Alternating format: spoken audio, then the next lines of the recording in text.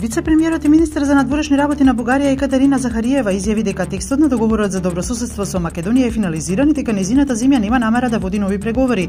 Таа во интервју за бугарската телевизија BTV посочи дека договорот е важна нова страница во односите меѓу двете земји, но по потпишувањето останува да се заврши уште многу работа.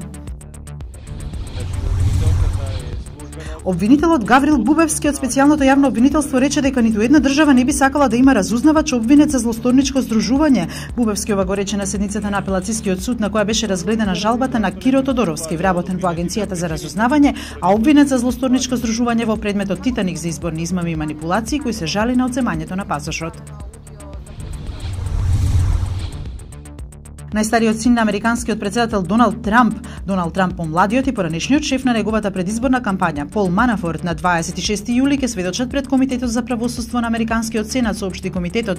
Тие ќе бидат испрашани за обвинувањата дека Русија се мешала во претседателските избори во САД во 2016 и дека се во наводен дослух со членови на кампањата на Трамп.